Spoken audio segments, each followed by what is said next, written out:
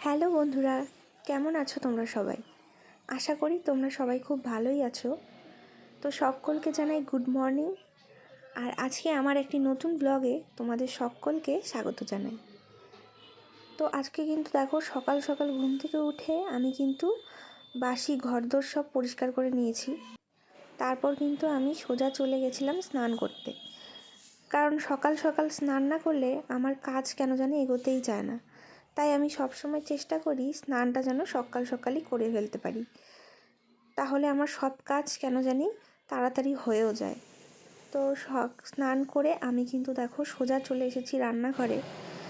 তো আজকে ভাবলাম সকালবেলা অন্য কিছু বানাই, কারণ রোজ একঘেয়ে ব্রেকফাস্ট খেতে কিন্তু ভালো লাগে না। তাই দেখো আমি এখানে আলু কেটে নিয়েছি। তো আজকে ভাবলাম যে আজকে একটু মিষ্টি মিষ্টি করে আলুর তরকারি বানাবো আর এখানে রুটি বানাবো। তো রুটি বানানোর জন্য দেখো আমি কিন্তু আটাটা মেখে নিচ্ছি। আমাদের বাড়িতে রুটিটা কিন্তু খুবই কম বানানো হয়, কারণ আমার বর কিন্তু রুটি খেতে খুব একটা ভালোবাসে না, তাই বানানোও হয় না। আর আমি হঠাৎ কোনো সময় যদি আমার খেতে মন চায় তখন আমি এই রুটি সবজি বানাই। আর জানো তো, আমি যতই নরম করে আটা মাখি না কেন, রুটি যখনই একটু ঠান্ডা হয়ে যায় তখনই কেন জানি রুটিগুলো শক্ত হয়ে যায়। তো যতক্ষণ পর্যন্ত রুটিগুলো গরম থাকে ঠিক ততক্ষণ পর্যন্ত একটু নরম থাকবে, তারপর ঠান্ডা হয়ে গেলেই ব্যাস, তারপর কিন্তু সেই শক্ত হয়ে যায়। তো আমি অনেক চেষ্টা করেছি, তবু কেন জানি আমি পারি না। তো ওই জন্য কী করি, আমি যখন রুটি বানাই গরম গরম সাথে সাথে খেয়ে ফেলি, কারণ রুটি রেখে দিলেই কিন্তু তারপর আর খাওয়া যায় না, কারণ শক্ত হয়ে যায়। তো আমার রুটি নরম তখনই হয় যখন আমি আটাটাকে সেদ্ধ করে নিয়ে রুটি বানাই, কিন্তু আটা সেদ্ধ করে রুটি বানানো সে তো অনেক ঝামেলার কাজ। তাই আমি খুব দরকার না হলে ওই আটা সেদ্ধ করে রুটি বানাই না। তো আমার মতো তোমরাও কারা কারা আছো যারা রুটি বানাতে পারো না? তো অনেকেই আছে খুব সুন্দর রুটি বানায় হাতে আটা মেখেই। তো আমি অনেক চেষ্টা করেছি, কিন্তু আমার দ্বারা কেন জানি না হলোই না। আর আমি কিন্তু রুটিটা শখেই খাই, কারণ হঠাৎ কোনো সময় যদি মনে হয় যে রুটি খেতে ইচ্ছে করছে তখনই আমি রুটি বানিয়ে খাই। কারণ রুটি খেয়ে সারাদিন থাকা কিন্তু আমার পক্ষে সম্ভবই না, কারণ আমার কিন্তু ভাত ছাড়া একদিনও চলে না। তো আমার মতো তোমরা আর কারা কারা আছো যাদের ভাত ছাড়া একদিনও চলে না, আমাকে কিন্তু অবশ্যই জানিও।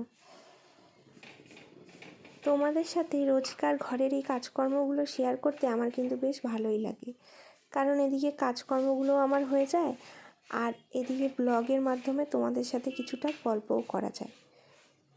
আর জানো তো, নিজের কাজ নিজে হাতে করার মধ্যে যে আনন্দ আছে সেটা কিন্তু অন্য কেউ করে দেওয়ার মধ্যে নেই।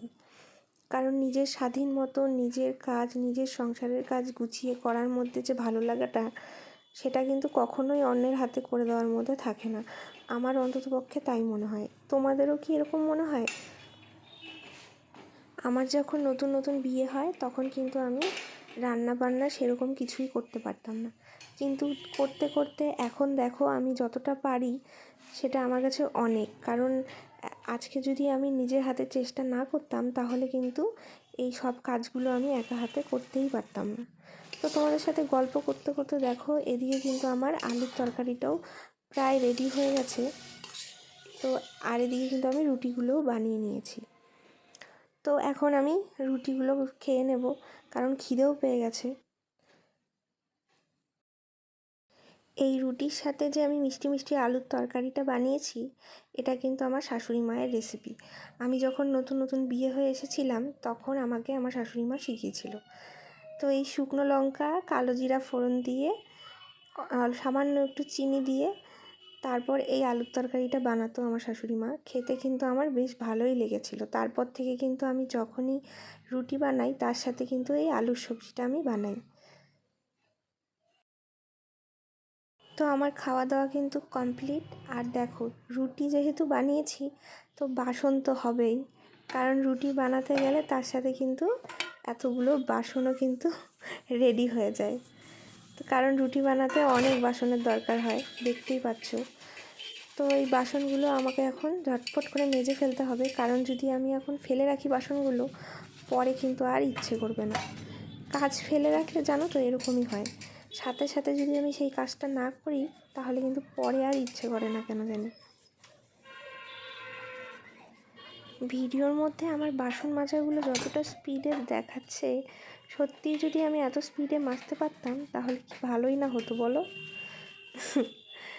তো যাই হোক, আমি কিন্তু দেখো বাসনগুলো ঝটপট করে মেজে নিয়ে তারপর কিন্তু গ্যাস ওভেনটাকেও ভালো করে পরিষ্কার করে নিয়েছি, কারণ রুটি বানালে তো জানোই আটা এদিক ওদিক ছড়িয়ে থাকে আর দেখতেও খুব বাজে লাগে। তো আমি ওগুলো সব পরিষ্কার টরিষ্কার করে নিয়ে তারপর কিন্তু একবারে সোজা আমার রুমে চলে গেছিলাম, কারণ সেখানে কিন্তু আমার বিছানা টিছানা এখনও তোলাই হয়নি, তো সেগুলোকেও পরিষ্কার করতে হবে।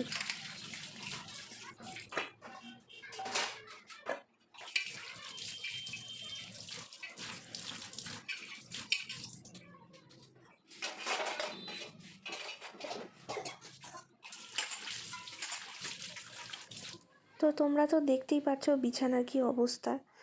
তো আজকে ভাবলাম বেড কভারটা চেঞ্জ করেই দিই। তো আমি কিন্তু দেখো ঝটপট করে বিছানার চাদরটা চেঞ্জ করে দিয়েছি, আর এদিকে যে কম্বলগুলো ছিল সেগুলোও কিন্তু আমি সুন্দর করে ভাঁজ করে রেখে দিয়েছি। আর এদিকে দেখো ড্রেসিং টেবিল, এই ড্রেসিং টেবিলটা যতই আমি রোজ পরিষ্কার করি না কেন রোজই এটা এলোমেলো হয়ে যায়। তো ড্রেসিং টেবিল আর সাথে এই টেবিলটাকেও আমি কিন্তু পরিষ্কার করে গুছিয়ে নিয়েছি। তো এরপর আমি চলে গেছিলাম সামনের রুমে, তো সেখানে গতকালের কিছু শুকনো জামা কাপড় ছিল, তো সেগুলো ভাঁজ করা হয়নি, তো সেগুলোকেও আমি ভাঁজ করে গুছিয়ে নিয়েছি। তো আমার ব্লগগুলো তোমাদের কেমন লাগে আমাকে কিন্তু অবশ্যই জানিও, আর আমার চ্যানেলটিকে সাবস্ক্রাইব করে দিও। তো দেখা হচ্ছে তোমাদের সাথে নেক্সট ব্লগে। Bye bye.